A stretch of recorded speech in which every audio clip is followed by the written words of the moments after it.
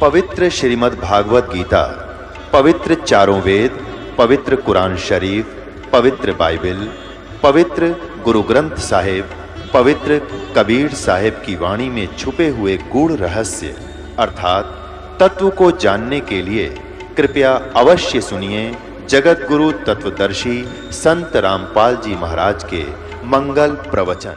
देखिएगा, ऋग्वेद मंडल नंबर 10 और सूक्त नंबर 90 में प्रथम श्लोक में क्या लिखा है कि वो 1000 भुजा वाला भगवान काल विराट रूप, ये इन सब को वृत्ताकार में घेर के, ये गोल आकार में घेर के, यानी 10 उंगलों में कति काबू करके, 10 उंगलों माने बिल्कुल काबू करके, और उससे अति तिष्ठन्त, उससे भी बाहर ये देखो यहाँ पर काल लोक में रहता है। और यही शिव पुराण विष्णु पुराण बता रहा है कि प्रकृति से न्यारा होकर वो अपने वास्तविक काल रूप में जाकर के अलग से स्थित हो जाता है। ये वो काल का निजलोक और ये काल का जाल है।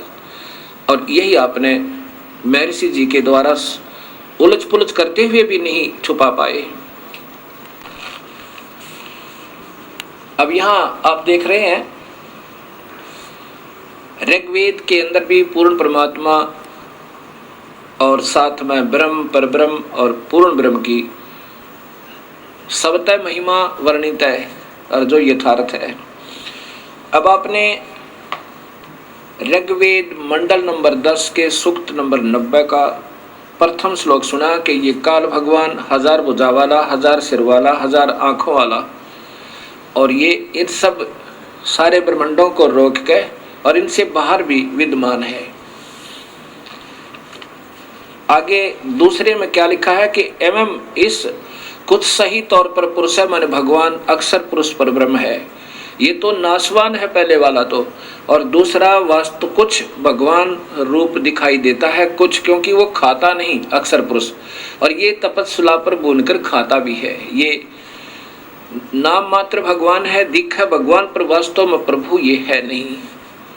अब स्पष्ट लिखा है कि एक रूप तो उनका काल है, वास्तविक रूप इनका एक रूप तो भगवान है काल का, विष्णु का, और वास्तविक रूप इसका यानी काल है, परम रूप काल है। ये उदाहरण आगे दूंगा। अब इसमें लिखा है कि दूसरे श्लोक में ऋग्वेद मंडल नंबर 10 और सूक्त नंबर 90 का श्लोक नंबर 2, एवं पुरुष है च इदम, एवं पुरुष माने कुछ सही तौर पर भगवान अक्षर पुरुष पर ब्रह्म है, और च और इदम माने यह, यत माने जो, भूतम माने उत्पन्न हुआ है, यत जो भविष्य में उत्पन्न होगा, सर्वम सब, यत माने प्रयत्न से, मेहनत के द्वारा, अनेन माने अन से, अतिरोहति विकसित होता है। जैसे इस क्षर पुरुष के यानी ब्रह्म के लोक में और अक्षर पुरुष परब्रह्म के लोक में जितने भी प्राणी हैं वो सब मेहनत करके, टुकड़े भरकर मेहनत करके अपना अन्न से ही इनका प्रफुल्लित शरीर होता है। लेकिन सतलोक में अन्न नहीं, अन्न से नहीं, वो अमृत आहार है वहां का, विकसित होते हैं। ये अक्षर पुरुष भी, ये अक्षर पुरुष भी उतः माने संदेह युक्त, उतः है अमृतस्य मोक्ष, अमृतस्य ईशान। ये अक्षर पुरुष भी यानी ये परब्रह्म भी संदेह युक्त अमोक्ष देने का वाला स्वामी है। देखो स्पष्ट लिखा है, उत संदेह युक्त अमृत, अमृतत्व से यानी अमृतत्व का ईशान मन स्वामी है। ये भी संदेह युक्त है, यानी पूर्ण मुक्त नहीं कर सकता। इसमें भी गए हुए प्राणी पूर्ण मुक्त नहीं, उनका भी जन्म मरण है। लेकिन इनसे ज्यादा स्थायी होने से ये कुछ अक्षर पुरुष कहलाता है, कुछ अविनाशी कहलाता है।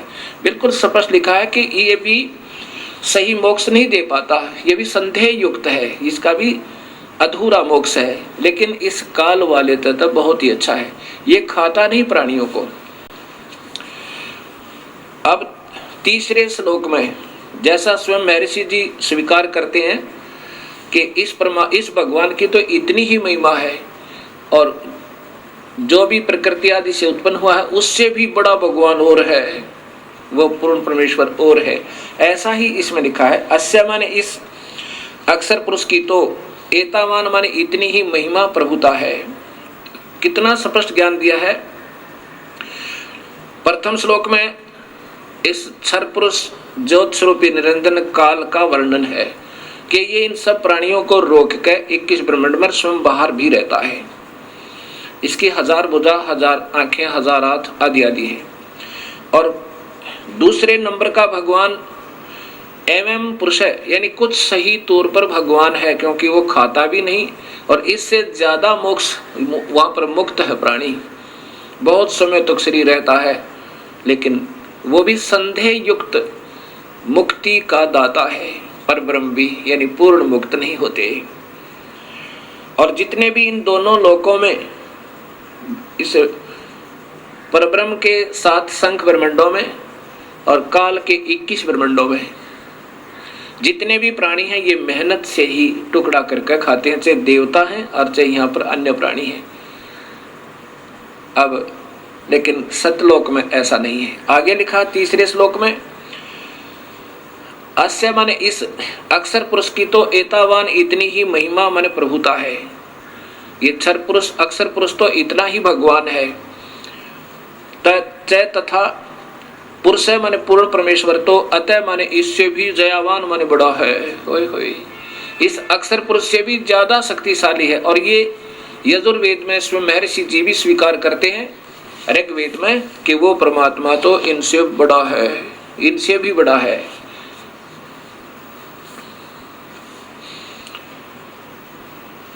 विश्व माने समस्त, भूतानी माने अक्षर पुरुष तथा क्षर पुरुष के इन लोकों में तथा सतलोक में जितने भी प्राणी हैं, वह इस अस्य माने इस पूर्ण परमात्मा नि अक्षर पुरुष का पाद माने एक पैर समझो। अस्य माने इस परमेश्वर के, त्रि माने 3, दिवी माने लोक, जैसे सतलोक, अलखलोक, अगमलोक, वो अमृतम अविनाशी पाद दूसरा है। होय होय। अब क्या बताया है कि ये जितने भी सतलोक और इस लोक में जितने भी प्राणी हैं, ऊपर के लोकों में और परब्रह्म और ब्रह्म के लोकों में जितने प्राणी हैं, जीव आत्मा, ये तो इसका एक पैर समझो। और ऊपर के तीनों लोकों में जितने प्राणी हैं, दिव्यलोक कौन कौन से, अक्षर पुरुष ना, सतलोक, अलखलोक और अगमलोक, अनामी लोक में जीव स्थिति न्यारी नहीं है। इसलिए उन तीनों लोकों में और जितने भी प्राणी और तीनों लोक, ये उनका अविनाशी पैर है, अर्थात उस परमात्मा की स्थिति बता रहे हैं उदाहरणार्थ। आगे फिर चौथे श्लोक में लिखा है कि पुरुष माने यह अविनाशी परमात्मा, ऊर्ध्व माने ऊपर, त्रि माने 3 लोक जैसे सतलोक, अलखलोक और अगमलोक, पाद माने पैर ऊपर के हिस्से में, उदयत विराजमान है। अस्य माने इस परमेश्वर की पूर्ण ब्रह्म तथा पाद, एक पैर, एक हिस्सा जगत रूप, पुनः फिर यह माने यहाँ अभवत प्रकट होता है और फिर यहाँ पर वो प्रकट भी होता है, जैसे कबीर रूप में आगे, कभी सत्सुकृत रूप में आगे, कभी किसी प्रकार। तथा माने इसलिए स माने वह अविनाशी पूर्ण परमात्मा, अन ऐसना असने, होय होय, ऐसन जो खाता नहीं और जो सने जो खाता है। ये क्षर पुरुष तो 1 लाख जीवों को रोज खाता है, अक्षर पुरुष खाता नहीं। इसमें लिखा है सनेन असनेन, खाने वाले और न खाने वाले, अर्थात काल और परब्रह्म से अभी माने ऊपर, विश्व माने सर्वत्र, उससे ऊपर भी और सर्वत्र विक्रमात व्यापक है।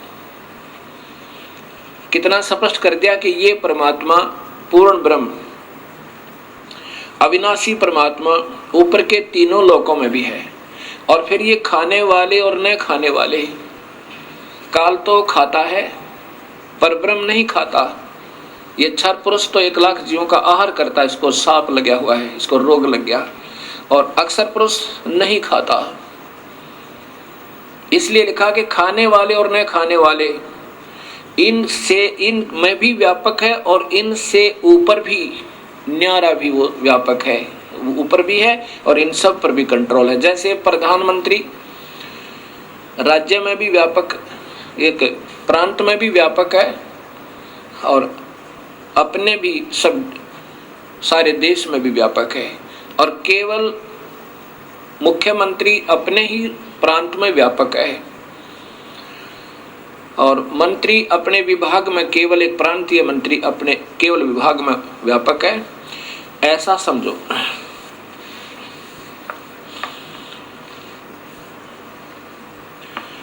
पुरुषेण माने काल भगवान ने अपने जालसाजी से हविषा माने गर्म करके खाने के लिए मक्खन पदार्थ रूप में, देवा माने भक्त आत्माओं को अयगम अविधि पूर्वक धार्मिक रूपी यज्ञ के द्वारा, अयगम यानी जो धार्मिक यज्ञ माने धार्मिक कर्म, अयगम जो धार्मिक कर्म ना हो। जैसे गीता जी में लिखा है कि 7वें अध्याय के 15वें श्लोक में कि तीनों गुणों के द्वारा जिनका ज्ञान हरा जा चुका है वो राक्षस स्वभाव को धारण किए हुए दुष्कृतिन, मनुष्यों में नीच, दुष्कृतिन माने वो अधार्मिक मतलब शास्त्र विरुद्ध साधना करने वाले, दुष्कृतिन माने जो सही धार्मिक कर्म ना हो वो बुरे कर्म करते हैं, जो शास्त्र अनुकूल साधना नहीं है, पूर्ण परमात्मा की पूजा नहीं है, उससे अन्य पूजा को दुष्कृतिन अर्थात अविधि पूर्वक साधना करने वाले कहा है। यहाँ वही है कि अयज्ञन जो अधूरी अविधि पूर्वक साधना रूपी यज्ञ के द्वारा, यत माने परिवर्तन करके, तन्वंत माने ताने अर्थात जाल की तरह रचना रची, वसंत सुहाना मौसम, वसंत अर्थात रिंचिक सुख। अब जब तक इस प्राणी के शुभ कर्म साथ होते हैं, जब ये मौज मारता है, बड़ी खुशी के साथ रहता है, तो ये तो समझो वसंत ऋतु बनाई इसने। शुभ कर्म जब साथ हैं तो ये आनंदित समझता है अपने आप को। लेकिन ये गरीबदास जी कहते हैं तू जाने तेरी ऐसे नवेगी हरदम लेखा वरना रे। तो इन्हों सोच लेता है ये इंसान जब थोड़ा सा सुखी होता है कि तू ऐसे ही आनंद में रहेगा। नहीं, इस काल ने ही ये तुझे धोखा देने के लिए तेरे ही शुभ कर्म देकर वो वसंत ऋतु बना दी, अर्थात ये रंचिक सुख, संतान और संपत्ति का दिखाया।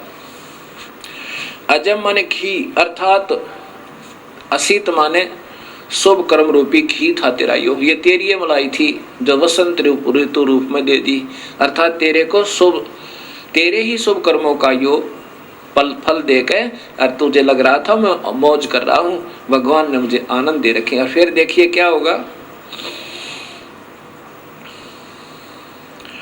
ग्रीष्म, फिर ग्रीष्म आओगी, पाप कर्म रूपी गर्मी इस जीव को तड़पाने जलाने के लिए, अस्य माने इस काल का, ईदम माने ईंधन अर्थात आग, और सर्द ऋतु जब ये शरीर छोड़ जाएगा फिर क्या करेगा, हवनीय पदार्थ द्रव्य बनकर, अर्थात फिर ये इसको खावेगा। पहले वसंत ऋतु तो वो शुभ कर्म जो तूने ही किए हुए थे तुझे ही दे दिए, तेरी ही मलाई, तेरा ही घी तेरे सिर पर दे दिया, वो तो वसंत ऋतु समझ इसकी। और फिर ग्रीष्म ऋतु वो आवेगी जब तेरे पाप कर्म होंगे, किसी की टांग कट जाएगी, किसी की आंख फूट जाएगी, किसी का बेटा मर जाएगा, किसी की बेटी मरेगी। ये ग्रीष्म ऋतु यानी तेरे को जलाने के लिए, तड़फाने के लिए इस काल ने जाल बना रखा। और फिर शरद ऋतु जब तू मर जाएगा, ये शरीर शांत हो जाएगा और फिर तुझे खावेगा वहाँ हवी, यानी तो जो फिर एक खाने योग्य पदार्थ बनाव निकाल लेगा तेरे मत तपतशिला के ऊपर। ये छठा श्लोक सुना है आपको। अब सातवां सुनो। अग्रतः माने बाद में, पहले अविधिवत साधनाएं करवाई, जैसे वेदों में ओम नाम का जाप लिखा है और महिमा पूर्ण परमात्मा की, ऐसे गीता में ओम नाम का जाप और यज्ञ हवन आदि लिखे हैं और महिमा पूर्ण परमात्मा की। अब इन नादान आत्माओं ने ओम नाम को पूर्ण परमात्मा का मंत्र जानकर और दिन रात मेहनत की, तपस्याएं की, लेकिन उसे प्रभु नहीं मिला। क्योंकि गीता जी के 11वें अध्याय के 47-48 श्लोक में और 53-54 में स्पष्ट है कि अर्जुन किसी भी वेद वर्णित विधि से, यज्ञ से, हवन से, तप से, जप से मैं नहीं प्राप्त हो सकता, प्रभु तो प्राप्त हुआ नहीं। फिर उन्होंने अपने अनुभव के, उन विद्वान पुरुषों ने अपने अपने जितने जिनका ध्यान में जो उपलब्धियां हुई, अपने अपने अनुभव के शास्त्र बनाने शुरू कर दिए और जिसके कारण ये भक्ति का पतन हो गया। ये ऋग्वेद बता रहा। ऐसे वेद पढ़ाने चाहिए थे अपने को। अगर तब माने बाद में, तब मानो सज्ञान अंधकार की, यगम माने पूजा के आधार पर, पुरुषम माने काल भगवान को, तेन माने उन, देवा माने भक्त आत्माओं, च तथा साध्या माने सिद्धों ने, ऋष्य है माने ऋषियों ने, बहरसी माने वेदों के बाहर अर्थात भिन्न भिन्न, जातम माने स्वयं उत्पन्न कर दिए। वेदों से बाहर, बहिर्ष माने उस बाहर के, वेदों से न्यारे, जातम माने स्वयं उत्पन्न कर लिए अर्थात वह शास्त्र बना लिए। ये माने जो प्रोक्षण माने मन माने मंत्रों के उच्चारण से, जैसे चारों वेदों में थे एक एक थोड़ा थोड़ा मंत्र निकाल के और एक ब्रह्म ये गायत्री मंत्र बना दिया। ये चारों वेदों में से दो दो अक्षर, तीन तीन अक्षर ले रखे हैं। ये स्वयं प्रोक्षण माने मन माने मंत्रों के उच्चारण से अयजंत अविधि पूर्वक साधनाएं शुरू कर दी। ओए होए, ऋग्वेद बता रहा है ये। जैसे ओम भूर्भुवः स्वः तत्सवितुर्वरेण्यं भर्गो देवस्य धीमहि धियो यो न प्रचोदयात्, ये चारों वेदों में से छोटे छोटे मंत्र निकाल लिए और इसका एक मंत्र बना के आप ही अपने हिसाब से साधना शुरू कर दी। ओम नमः शिवाय, ओम भागवते वासुदेव नमः, ये जो मंत्र बना लिए, कहते हैं यहाँ से ये भक्ति सतर गिरता चलागा। राधे श्याम सीताराम, ये कोई भक्ति मंत्र नहीं है। ये तो ठीक अपने मन को राजी करने के लिए, ये तो स्वीट टेबलेट्स है, ये तो मीठी गोली है। लेकिन नाम जाप से ही बात बनेगा जो वेदों में लिखा है। इस मन को प्रसन्न करने के लिए चाहे कुछ भी गाते बजाते रहो, इससे कोई लाभ नहीं होगा। उस मूल मंत्र से ही बात बनेगी जो वेदों में वर्णित है। और फिर पूर्ण परमात्मा कबीर परमेश्वर ने उस ओम मंत्र के साथ एक मंत्र और जोड़ा जो परब्रह्म का मंत्र है, और एक मंत्र और जोड़ा जो पूर्ण ब्रह्म का मंत्र है। ऐसे ये तीन मंत्रों का जाप से जीव का छुटकारा होगा। बाकी मन प्रसन्न करने के लिए चाहे फिल्मी गाने के आधार पर गा लो उस भगवान की स्तुति, और चाहे किसी मनमुखी मंत्र के आधार पर अपना व्यर्थ जीवन कर लो, उससे कोई लाभ नहीं। ये वेद बता रहे हैं। मनमाने मंत्रों के उच्चारण से अयजंत अविधि पूर्वक साधनाएं प्रारंभ कर दी। अब 8वां श्लोक है कि तस्मात उस धार्मिक यज्ञात, उस धार्मिक क्रम यज्ञ आदि से जो अविधि पूर्वक थे, अर्थात काल ब्रह्म को ही पूर्ण ब्रह्म मानकर निर्गुण सरगुण रूप से धार्मिक कार्य करने से सर्वहुत सब धार्मिक कार्य यज्ञादि करने वाले, अब उस पूर्ण परमात्मा को के ही जैसा इस काल को मान के उसी की साधना करने वाले, वर्षद प्रसद माने पूरी सभा, प्रसद माने पूरी सभा यानी पूरा भक्त वृंद, सभी भक्त आत्माएं, समुदाय आयजम पिंगला हुआ घी अर्थात प्रभु प्राप्ति की प्रेरणा से विशेष प्रेरित। अब जैसे ये भक्त संत जन बढ़िया बढ़िया लतीफेदार कथा सुना के इन भक्त आत्माओं को प्रेरणा तो इतनी दे देते हैं प्रभु पाने की, और जाप देते हैं काल का, और काल से भी निम्न सतर का, काल का भी कोना। फिर बताते हैं कि पीपल के चक्कर लगाओ, वट वृक्ष के चक्कर लगाओ, इसमें भगवान का देवताओं का वास होता है। कभी कुछ बताते हैं, मनमाने साधना दे देते हैं, कोई राम का जाप देता है, कोई हरि शरणम, ये कोई जाप नहीं है। ओम नमः शिवाय, ओम भगवते वासुदेव नमः, ये कोई मंत्र नहीं है। अब यहाँ कहते हैं आयजम पिंगला हुए घी की तरह प्रभु प्राप्ति की प्रेरणा से विशेष प्रेरित सम माने पूर्ण परमात्मा की सत भक्ति सदृश जान के उन गलत मंत्रों को, उन नादान संतों के द्वारा दी गई साधना को सत मान के और जानकर भरतम धारण किए हुए उसको जाप करते हुए अपने हिसाब से सोचते हैं कि हम सही पूजा करें क्योंकि मेरे गुरुदेव ने मुझे बताया है। तान माने उस गलत साधना से ये जो 84 लाख जूनियां चार खानियां कहलाती हैं पशुन, ये संस्कृत बोल रहा हूँ, पशुन पशु जूनी में चले जाएंगे वह पशु जूनी, और फिर वायान माने वायु में रहने वाले पक्षियों, आर्यन माने जंगली प्राणियों, चै तथा ग्राम्य गांव में रहने वाले व्यक्तियों, मानव आदि, चक्रे माने जन्म मरण के चक्कर में पड़ जाते हैं।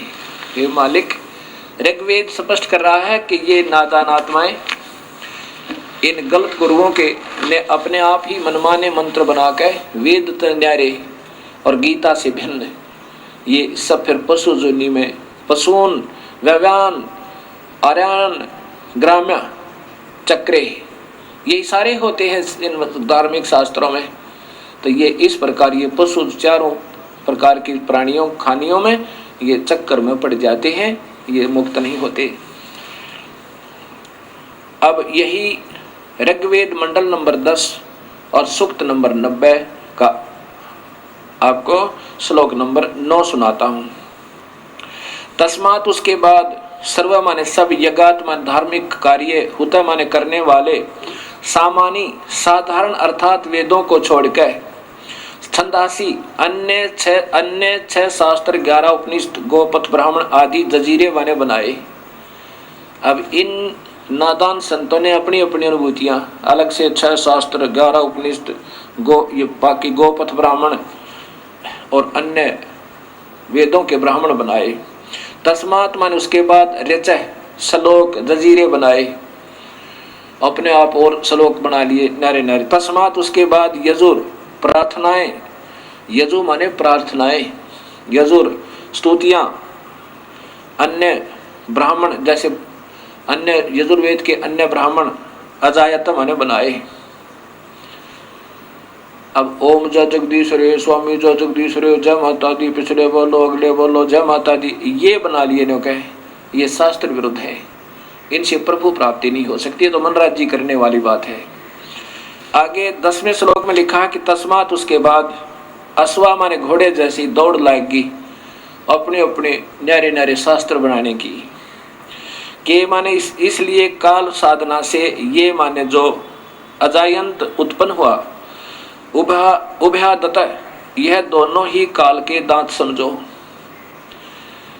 अब चाहे सरगुण मान के उसको अचे निर्गुण रूप के जो भी उपनिषद और जो भी अपने शास्त्र अन्य वेद ने छोड़ कर जो भी अपनी अनुभूतियां लिखी अपना अनुभव लिखा ये काल के दांत समझो।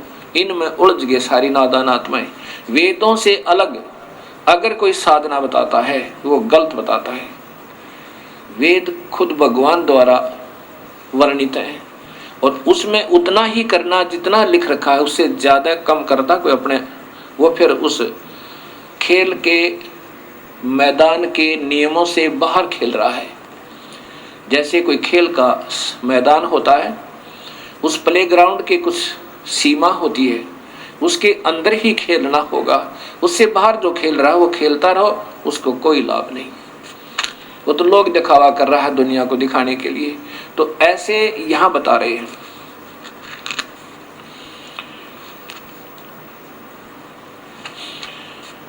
अब उससे क्या हुआ कि तस्मात उसके बाद गावह माने गाय आदि गीत समझो।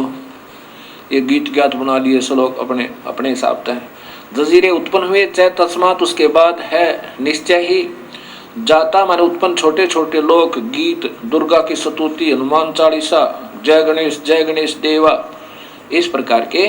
अजा माने बकरी वह माने भेड़ जानो। ओए होए अब ये निम्न सत्र के तीर्थ पर जाना है, अपने आप हनुमान चालीसा और जय गणेश देवा ये भक्ति के नहीं, ये तो इष्ट स्तुति आप कर रहे हैं करते रहो, लेकिन उस पूर्ण परमात्मा की भक्ति के बिना अन्य उपासना किसी भी देव की आप कर रहे हो वो व्यर्थ बता रखे गीता में और साथ में वेदों में। तो ये होगी फिर भेड़ बकरियों पर आगे। अब कबीर साहब कहते हैं कबीर इस संसार को समझाऊं के बारे पूछ पकड़ के भेड़ की ये उतरा चावे पार। वही वेद बता रहे हैं जो कबीर परमेश्वर ने स्वयं आकर बताया कि उन वास्तविक साधना ने छोड़ के नौका में तो उतर गए और भेड़ की पूछ पकड़ ले कोई दरिया से पार होने के लिए, तो कभी पार नहीं हो सकता। कबीर साहब कहते हैं कबीर इस संसार ने समझाऊं के बार, अरे ये पूछ पकड़ के भेड़ की उतरा चावे पार, ये नादान साधना है। पाप दुर्गा स्तुति बना कर तू शेरा वाली है, तू लट्टा वाली है, तू फलाने वाली है, वो तो माँ में गुण है ही है, लेकिन वो मिले कैसे ये संत बताएंगे। जैसे बिजली की स्तुति कोई गावे तू पंखा चला देती है, तू कूलर चलाती है, अंधेरे को उजाले में बदल देती है, जय बोलो बिजली की, जय बोलो बिजली की, पिछले बोलो बिजली की। अब इससे क्या होगा? ये तो गुण है उस विद्युत में, वो प्राप्त कैसे होंगे उसका एक न्यारा मार्ग है। उसके लिए कनेक्शन लेना होगा, और वो कनेक्शन देने वाले कोई और होते हैं। उन गीत गाने वालों से, उन बताने वालों से कनेक्शन देने वाले और होते हैं। वहाँ कनेक्शन लेने से वो सुख होंगे जो बिजली के विद्युत के आप सुना करते थे। ऐसे इन शक्तियों के कनेक्शन देने वाले परम संत को ढूंढना होगा। जैसे गीता जी के 4 अध्याय का 34वां श्लोक कहता है कि अर्जुन उन संतों ने ढूंढ ले जो उस पूर्ण परमात्मा के परम तत्व के जानने वाले हों। उनको दंडवत प्रणाम करो और निष्कपट भाव से उनकी सेवा करो, और सरलता पूर्वक प्रसन्न करने से वो फिर तत्वभेदी संत, तत्वदर्शी संत तुझे जो मार्ग बताएं वैसे करना। अब आगे क्या बताया है? अब अपने अपने हिसाब के शास्त्र बनाने से यजुर्वेद के 7 कांड नंबर मंडल नंबर 10 सूक्त नंबर 90 का श्लोक नंबर 11 सुनो कितना प्यारा लिखा है। यत माने जिस, पुरुषम माने पूर्ण परमात्मा की, अद माने खाने के लिए। अब देखो, अपने उदर पूर्ति के लिए, अद माने अपनी उदर पूर्ति के लिए उस पूर्ण परमात्मा की, वी माने नाना प्रकार की, अधु माने अधूरी घटिया, वी माने भिन्न, अकल्पयन अधूरी काल्पनिक व्याख्या विवरण के आधार पर, किम माने कोई तो, अस्य माने इस पूर्ण परमेश्वर के, मुखम माने मुख को, उत्तम अंग को, और कोई बाहु माने भुजा को, उरो जांग को, और कोई पैर को प्रभु मानकर कतविधा कतिधा नाना प्रकार के से उच्चते माने महिमा कहते हैं। ओए होए कितना स्पष्ट कर दिया। ये 11वां श्लोक कह रहा है कि वो नादान अपने उदर पूर्ति के लिए, जिनको पूर्ण ज्ञान है को ना, और अपने अपने अनुभव से को तो जैसे मुखम यानी उसके मुख को, मुख्य उस परमात्मा के नाना प्रकार के अंगों को, जैसे पहले बताया ना, इनका एक पैर तो ऊपर अजर अविनाशी है, एक नीचे है, इनका मुख्य अंग, कोई मुख ने, कोई पैर ने, कोई हाथ ने, इनको भगवान मान रहा है परमात्मा के ने। कैसे? जैसे कोई आकार बताता है, कोई निराकार कहता है, कोई ब्रह्मा को परमात्मा बताता है, कोई विष्णु को, कोई शिव को, कोई फिर कहता नहीं भगवान एक और है, वो निराकार है, वो दिखाई नहीं देता। अब एक समय 5 अंधे आपस में विचार करने लगे कि सुना है गांव में हाथी आया हुआ है, और हमें कोई हाथी के पास छोड़ दे तो हम हाथी देखें। एक आंखों वाला उनकी बातें सुन रहा था। उसने कहा भी तुम हाथी कैसे देखोगे सूरदास, तुम्हारी आंखें तो है नहीं। अंधों ने कहा कि हमारे हाथ आंखों का काम करते हैं, आप कृपा करके हमें उस हाथी के पास छोड़ दीजिए। उस आंखों वाले ने उन 5 अंधों को हाथी के पास छोड़ दिया, चारों तरफ छोड़ दिया। एक अंधे ने हाथी के पैरों का निरीक्षण किया ऐसे, दूसरे ने पूंछड़ का, तीसरे ने कान का, चौथे ने सूंड का, और 5वें ने पेट के आसपास हाथ फेरा। और जहां जाकर उनके हाथ, जैसे पैर वाले के हाथ हट गए, वो वापस हो लिया। उसने सोचा बस इतना ही हाथी होता होगा। दूसरे ने कान देख लिए कि बस इतना ही हाथी होता होगा। और ऐसे इन 5 अपने अपने अनुभव लेकर चल पड़े। रास्ते में आंखों वाले ने पूछा किसी और ने कि कहाँ गए थे सूरदास? वो कहने लगे हम हाथी देख कर आए हैं। आंखों वाला कहने लगा अंधो तुमने हाथी देखा कैसे? उन्होंने कहा हमारे हाथ आंखों का काम करते हैं। तो वो आंखों वाला कहने लगा भाई बताओ कैसा था हाथी? जिसने पैरों का निरीक्षण किया था वो कहने लगा हाथी होता है थंब जैसा, पिलर जैसा, थांब जैसा, खंभे जैसा। दूसरा बोला, अंधा बोला कि नहीं, ये इसको सही ज्ञान नहीं है, मैं बताता हूं। हाथी होता है बेल्ट जैसा, पटे जैसा। उसने, जो पहले वाले ने हाथी के पैर का निरीक्षण किया था, वो तो खंबे जैसा ही, बस पैर को ही हाथी मानकर और निश्चिंत हो गया। दूसरे ने पूंछड़ का, उसकी दूम का, पूंछ का निरीक्षण किया था, वो उस पूंछ को ही हाथी मान के और फूला नहीं समावे। अब तीसरे ने कहा कि दोनों को कुछ नहीं मालूम, मैं बताता हूं। हाथी होता है छाछ जैसा, सूप जैसा। उसने कानों को देखा था, पकड़ पकड़ कर निरीक्षण किया था। चौथा कहने लगा, इनको नहीं मालूम सही, मैं बताता हूं। हाथी होता है पाइप जैसा, उसने सूंड का निरीक्षण किया था। पांचवा कहता है, ये अधूरा ज्ञान बता रहे हैं, मैं बताता हूं हाथी कैसा होता है। हाथी होता है बटोड़े जैसा। हरियाणा में एक उपलों का एक ढेर बनाया जाता है, उसको फिर ऊपर से गोबर से प्लास्टर कर दिया जाता है। और जैसे प्लास्टर वाल समझो, यानी प्लास्टर की हुई दीवार समझो, मड प्लास्टर जिस पर हुआ हो, मड प्लास्टर यानी मिट्टी की लिपाई कर रखी हो, ऐसा हाथी के पेट का ऐसा वो कुछ खरदरापन होता है। अब पेट पे हाथ फेरने वाला कहता हाथी होता है मड प्लास्टर, यानी कच्ची दीवार जिस पे मिट्टी का प्लास्टर हुआ हो, ऐसा हाथी होता है।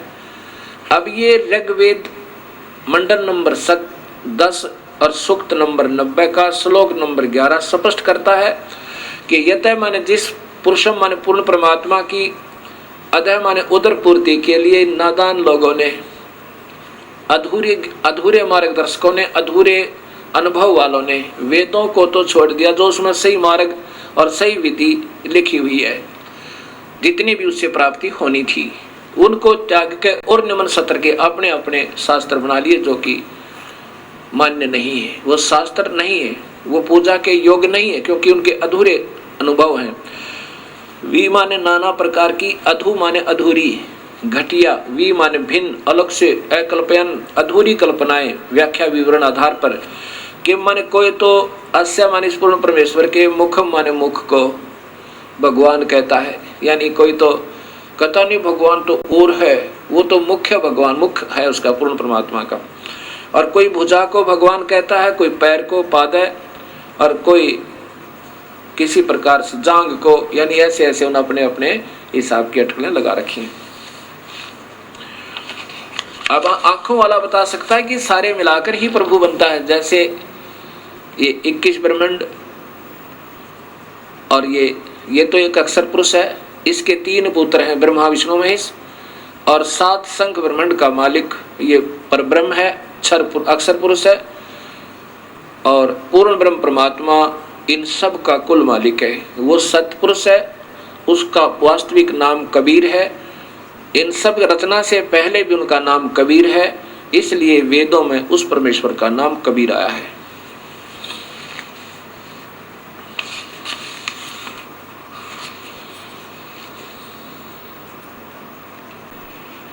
अब आपको इसी सूक्त के ऋग्वेद के मंडल नंबर 10 सूक्त नंबर 90 के 15 और 16 श्लोक और सुनाता हूं। इसमें बिल्कुल स्पष्ट वर्णन कर दिया कि 7 और 21, क्योंकि इसमें हिंट होते हैं और हिंटों को वही बता सके जिनको पूर्ण ज्ञान हो। क्या लिखा है? सपत अस्य आसन प्रीधः त्रिसप्त समिदः कर्ता देवा यतः यगम तन्वाना अबंधन पुरुषम पुषुम। अब देखो कितना प्यारा कर वर्णन दिया है।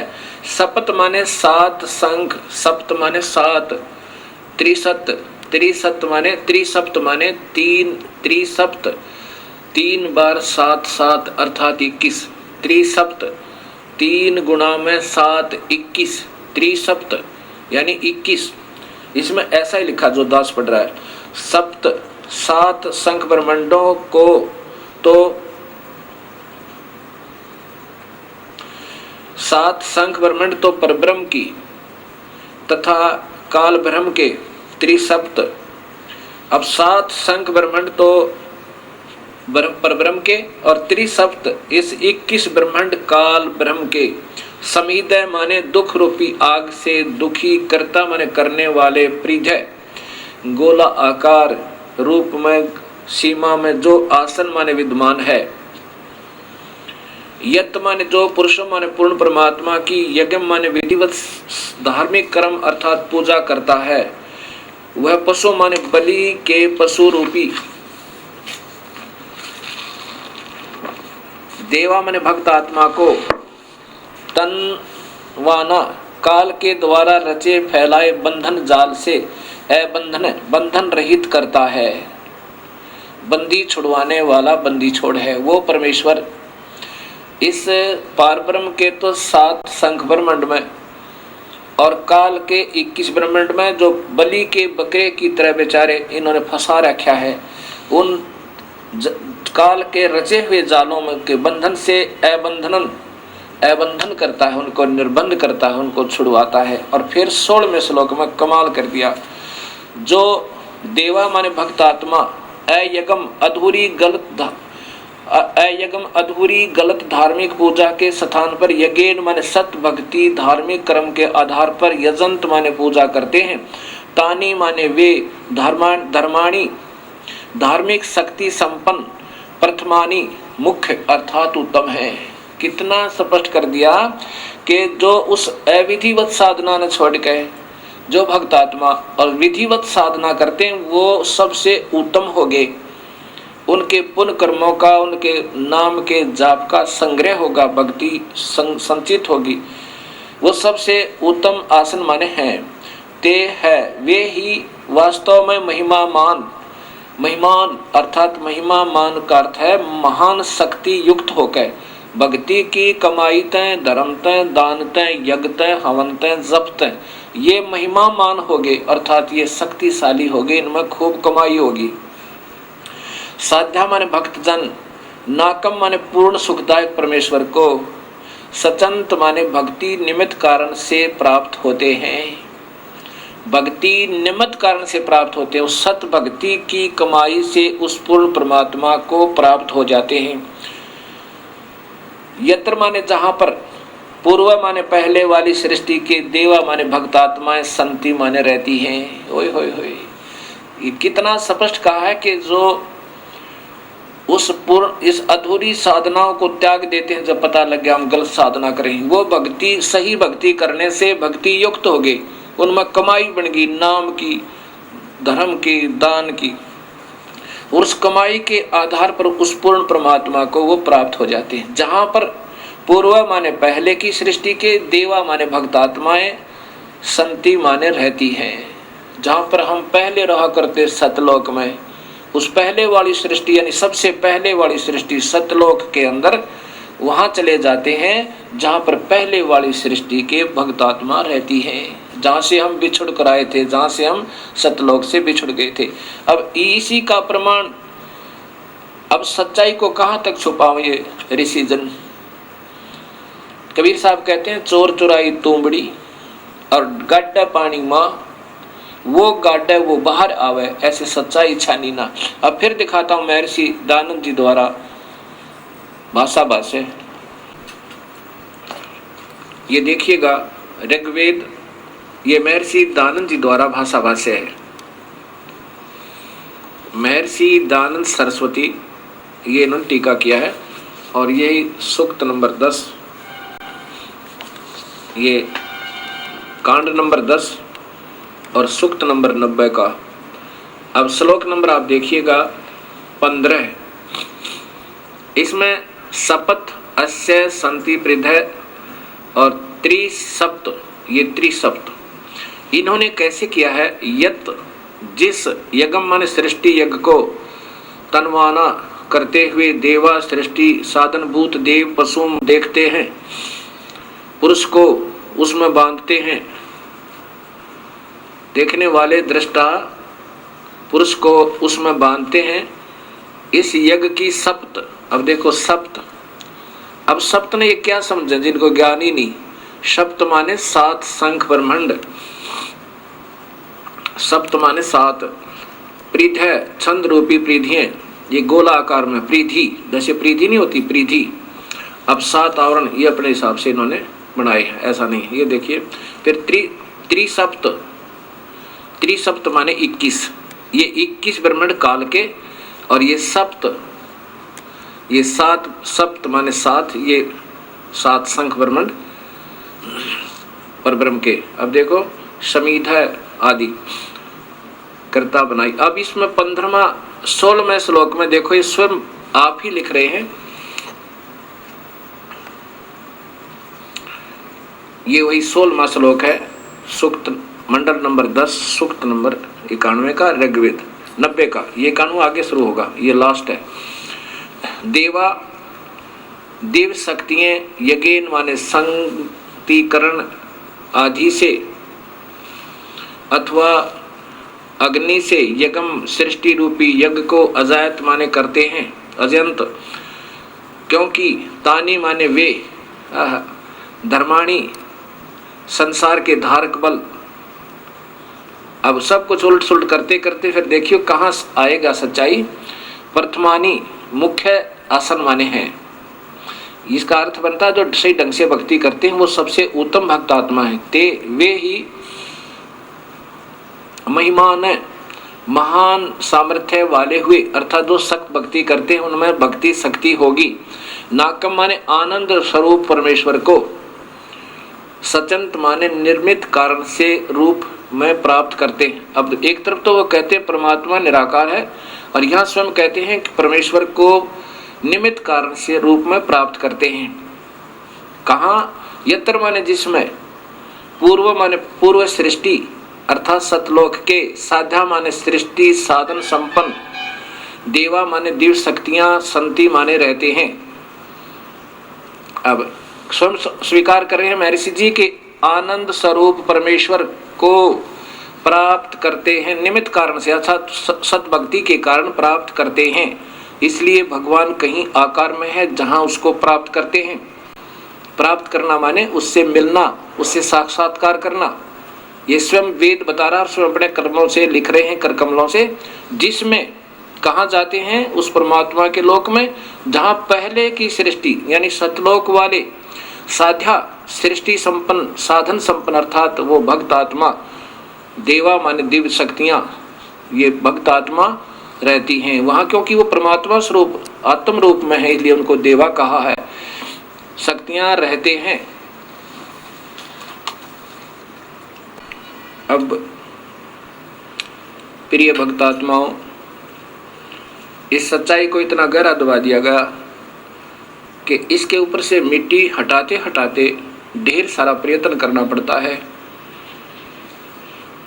और पुण्यात्मा जो होंगी अब तुरंत समझ जाएंगी इन काल के दूतों, इन नकली संतों के जाल में नहीं रहेंगे। और इतना प्रमाण मिलकर भी जिनकी आंखें नहीं खुलती वो मूढ़ बताए, वो मूढ़ बताए। गीता में लिखा कि वो तो मूढ़ है जो सत भक्ति नहीं करते। इतना कुछ प्रमाण होकर भी यदि आपको सत नजर नहीं आया तो आपके मोतिया बंद है। कबीर साहब की प्यारी आत्मा गरीबदास जी कहते हैं कि फिर तो ये देखत के तो नैन जिसमें फिरा मोतिया बंद रे। जिसको सफेद मोतिया बंद हो जाए उसकी आंख सोच दिखाई देती है तो उसको नजर कुछ नहीं आता। फिर तो आपका मोतिया बंद हो चुका है इन नादान संतों के गलत ज्ञान के आधार पर, जो सब शास्त्र विरुद्ध साधना सारे भक्त समाज को प्रवेश करती है।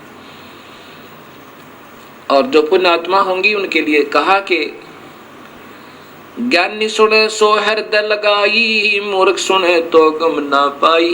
बुद्धिमान व्यक्ति सुनेंगे तो वो तुरंत इस सत्य को स्वीकार करेंगे और आकर के अपना कल्याण करवाएंगे, उपदेश लेंगे और पश्चाताप करेंगे उस गए हुए समय का। और मूर्ख सुने सो गम ना पाई। अनजान व्यक्ति इतना प्रमाण पाकर भी नहीं समझ सके तो फिर उनको मूर्ख कहा है। ऐसा ही कबीर साहब की प्यारी आत्मा गरीबदास जी, क्योंकि जो गरीबदास जी कह रहे हैं वो समझो कबीर साहब कह रहे हैं, क्योंकि उन्हीं की शक्ति से वो पुण्य आत्मा उस परमेश्वर की महिमा हृदय से गा रहे हैं। उसमें बता रहे हैं कि चातुर प्राणी चोर हैं। चातुर प्राणी जिन्होंने गीता का एक अक्षर भी समाज को नहीं बता रखा और लाखों की संख्या में इन भोली आत्माओं को उलझाए बैठे, और कहते हैं गीता के मर्मज्ञ ज्ञाता, और उस संत की महिमा गाते हैं गीता ही के ज्ञान के आधार पर, और गीता का एक अक्षर भी नहीं बता रखा गीता में क्या लिखा है। वो चतुर प्राणी गीता की आड़ लेकर अन्य महिमा गा के अपनी मनमुखी साधनाएं बता के वो तो चतुर प्राणी है। और मूढ़ वो हैं जो इतना ज्ञान पाकर भी नहीं समझे, तो वो उन्हीं के पीछे पड़े रहेंगे। उनके लिए कहा है कि चातुर प्राणी चोर हैं, ये विचक्षण है, ये गलत साधना बताने वाले, ये संत जन ये चतुर बताए।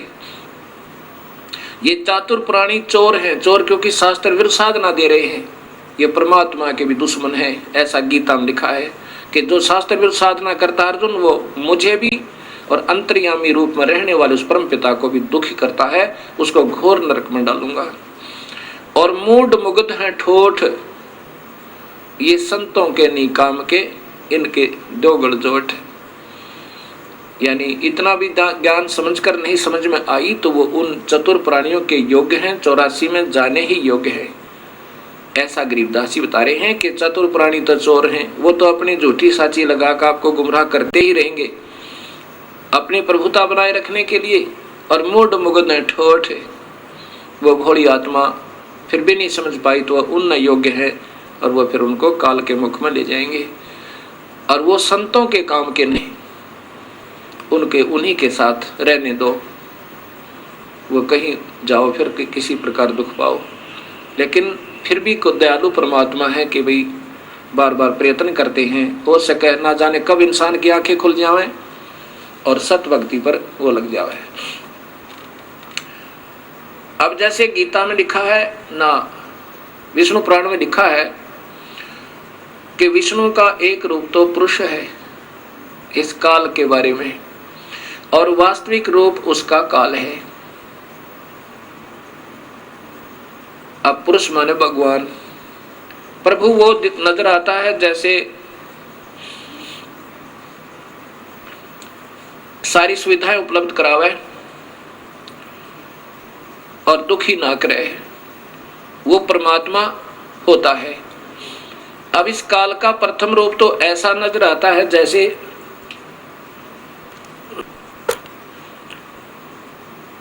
कसाई बकरे पालता है, उनके लिए अलग से स्थान बनाता है और उनके लिए छाया बनाता है, गर्मी सर्दी से बचने के लिए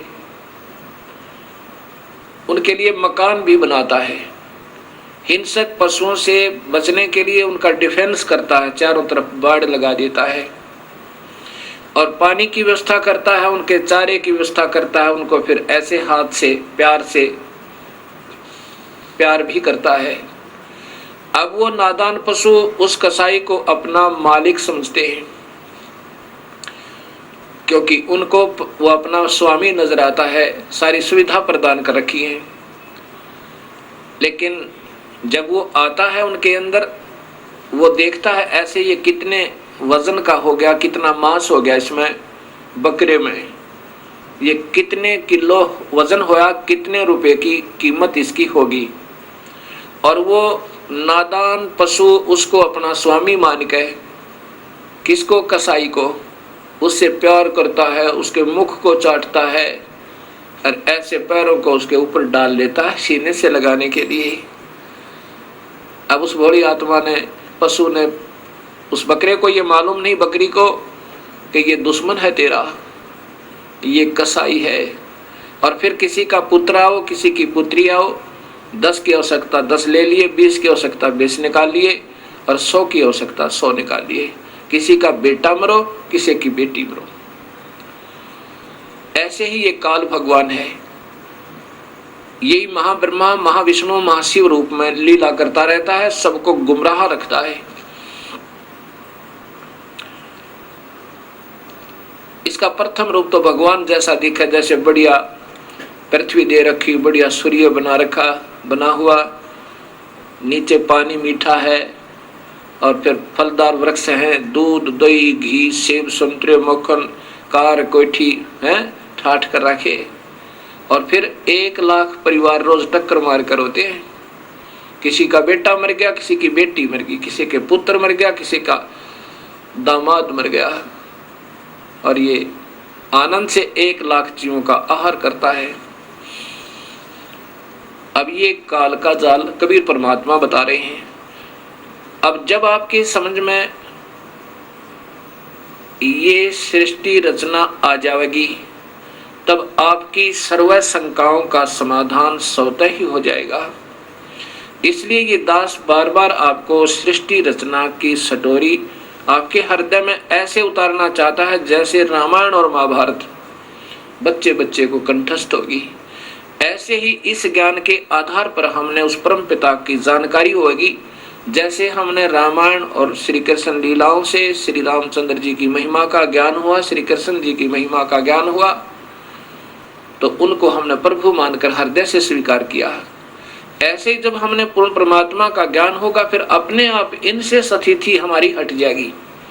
जैसे गीता जी में लिखा कि अर्जुन जब तुझे पूर्ण परमात्मा का सत्य ज्ञान हो जाएगा फिर तेरी अन्य देवताओं में ऐसी स्थिति रह जाएगी। अन्य देवता में यो काल भी आ गया फिरता है जब पूर्ण परमात्मा का सही ज्ञान हो जाएगा। कैसे? जैसे छोटे जलाशय के जब आपके बड़े बड़े जलाशय के प्राप्त हो जाने पर पहले समय में नहाने और धोने पीने के लिए तालाबों का स्वच्छ जल ही प्रयोग किया जाता था, क्योंकि उसमें जड़ी बूटियां बहुत हुआ करती आसपास, और वर्षा के कारण जड़ी बूटियों के ऊपर गिरा हुआ जल और फिर संचित हो जाता था एक झील में, एक तालाब में, उसी को पिया करते थे। वो बहुत स्वास्थ्यवर्धक होता था। तो कहते हैं कि उसमें पीने के लिए भी वो पानी ही प्रयोग किया जाता था और उसी से सिंचाई भी की जाती थी।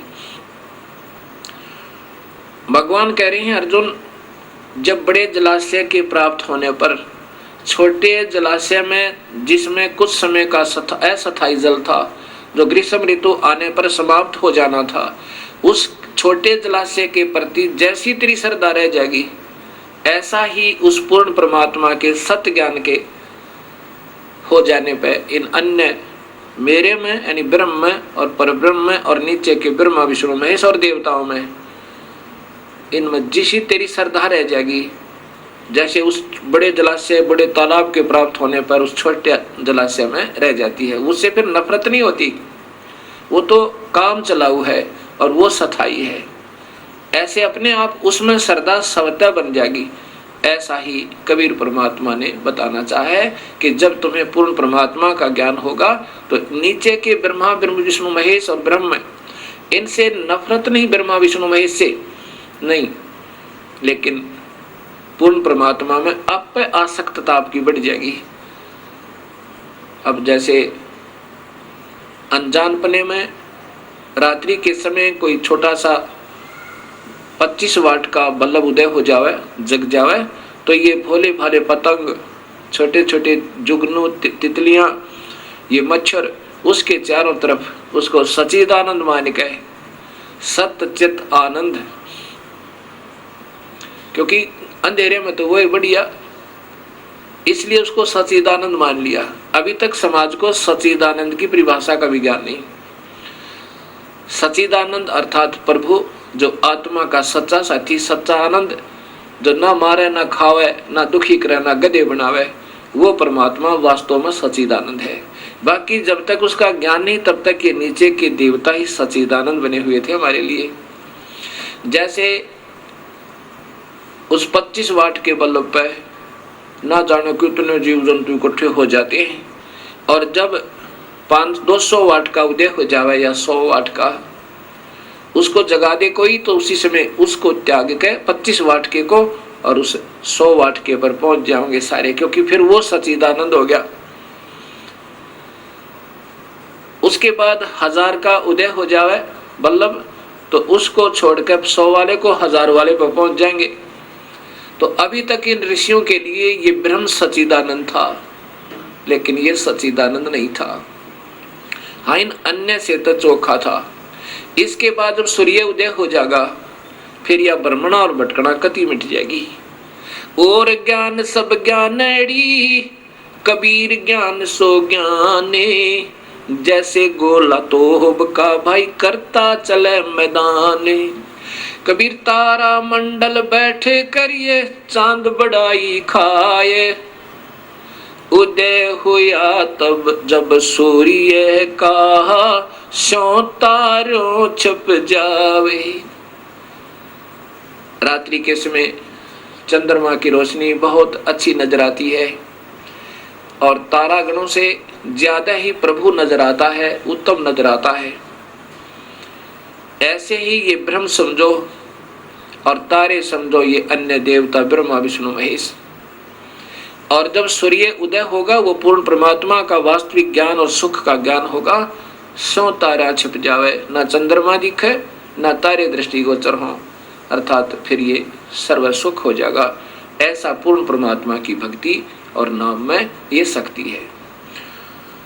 सत साहिब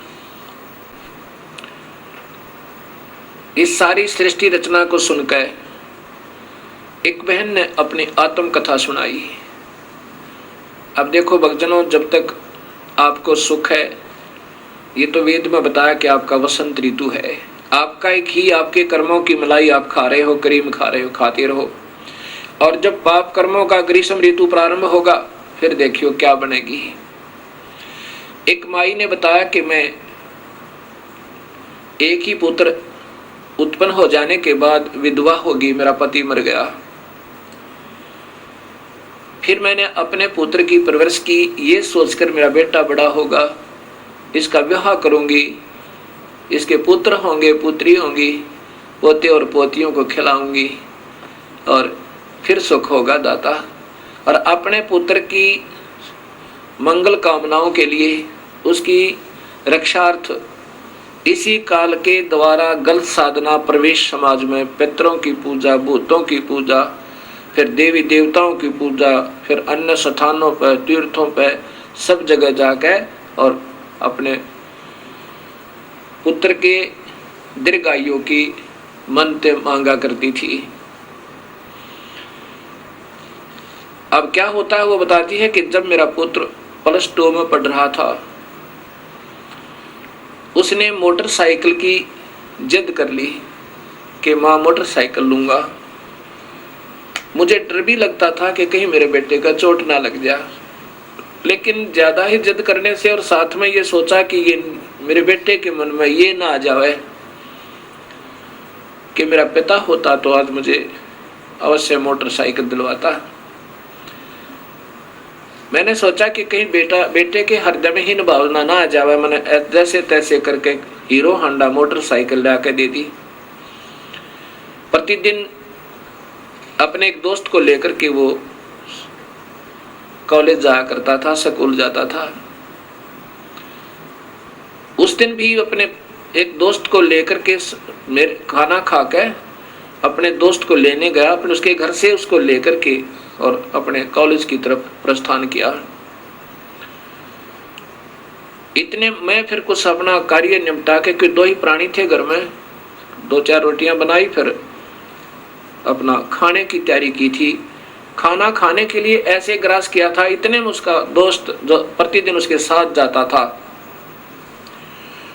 अड़बड़ाया हुआ आया और उसके वस्त्र फटे हुए और कहा, आंटी हम ऐसे जा रहे थे और एक्सीडेंट हो गया भैया का। ऐसे मुख की तरफ ग्रास किया था, वहीं हाथ से गिर गया। सिर पर कपड़ा नहीं, पैर में जूती नहीं और भाग ली पागलों की तरह। जब घटना स्थल पर पहुंची तो वहां मेरा बेटा नहीं था, वो हॉस्पिटल जा चुका था। वहां भाग कर गई, वहां जाकर पता चला वो तो मर चुका है। दीवार का टक्कर मारी, 7 टाँके आए बोली मेरे सिर में और 2 घंटे में बेहोश होश में आई। अब वो आपकी सारी कथा मुझे सत्य लग रही है। ये काल बहुत जुल्मी है। मैंने कहा, माई अगर तू सुखी होती तो बिल्कुल नहीं मानती, ना उन देवी देवताओं को छोड़ती जिन पर तुमने सारा जीवन खो दिया। कहती है, जी बिल्कुल ठीक हो आप। अब ये परमात्मा कबीर साहब हमें बताना चाहता है कि तुम जिसकी पूजा करते हो वो स्वयं काल है, और उसी की तुम पूजा करे, उसी के 3 पुत्र ब्रह्मा विष्णु महेश है बेचारे, ये उसके प्रवेश हैं, ये भी तुम्हारी मदद नहीं कर सकते। ये केवल कर्म आधार पर तुम्हें जो भी तुम्हारा नियमित है, सुख है तो सुख लो, दुख है तो दुख लो। अब ब्रह्मा से हमारे से उत्पत्ति करवाता, रजोगुण बनाकर हमने विवश करके सब वासना भर के, और विष्णु हमारे अंदर मोह ममता पैदा करे रखता है कि यहाँ पर ये टिके रहे, सतीथी बनी रहे। और शिव जी फिर हमारा संहार करवाता है कोई न कोई कारण बना के, चाहे किसी का बेटा मरो चाहे किसी की बेटी, क्योंकि वो भी काल के वश है बेचारा। जब उसके ऊपर उसका संकेत आता है तो वो नहीं रोक सकता, चाहे उसका अपना पुत्र भी क्यों न हो। जैसे भगवान श्री कृष्ण के सामने पूरा यादव कुल का विनाश हो गया, अभिमन्यु उसका भांजा भी मर गया पर वो नहीं बचा पाए। ऐसे ये काल इन सबको नचा रहा है।